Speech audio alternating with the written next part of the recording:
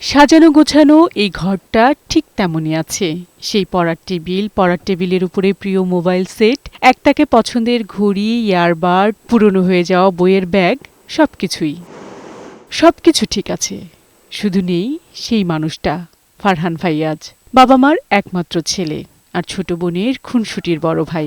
বৈষম্য বিরোধী ছাত্র আন্দোলনে গিয়ে গেল 18 জুলাই ধানমন্ডির 27 নম্বরে পুলিশের সাথে ছাত্র জনতার সংঘর্ষে গুলিতে নিহত হয় Farhan. Farhan Fayaz Dhaka residential model school and কলেজের একাদশ শ্রেণীর ছাত্র ছিল। এখন যৌবন যার, মিছিলে যাবার তার শ্রেষ্ঠ সময়। কবি হেলাল হাফিজের কবিতার এই লাইন যেন ফাইয়াজের জন্যই লেখা। তাই তো 18 বছর পূর্ণ হবার আগেই সহপাঠীদের সাথে অধিকার আদায়ে রাজপথে বুক পেতেছিল বাবা মার সেই শান্ত ছেলেটি। আজ 12ই সেপ্টেম্বর, 18 বছরে পা দেবার কথা ছিল ফারহানের।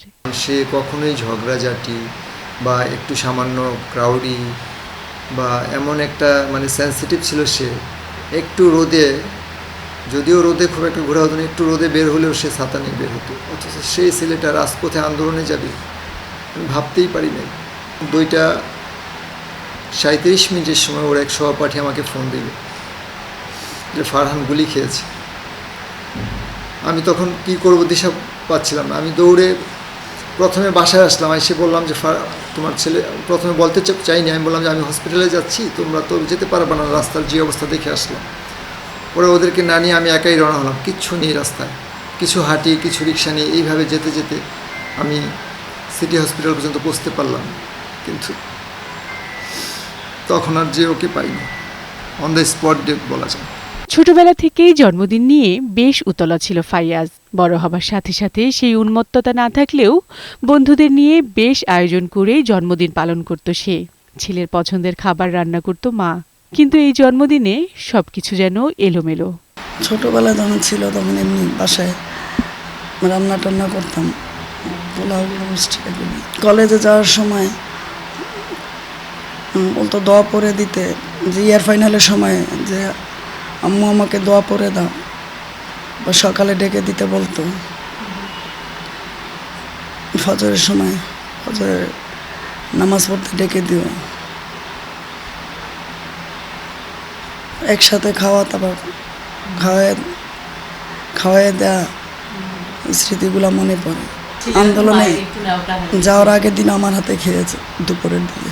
কখনো আমরা ভাবতে পারিনি, আমি ভাবতে পারিনি যে জন্মদিন ওকে ছাড়া এই দিনটা আসবে, ওই থাকবে না দুনিয়াতে। ও যেহেতু নাই, আমি চাই যে ওকে নিয়ে কিছু একটা সুন্দর করে চিঠি লিখতে ওকে নিয়ে।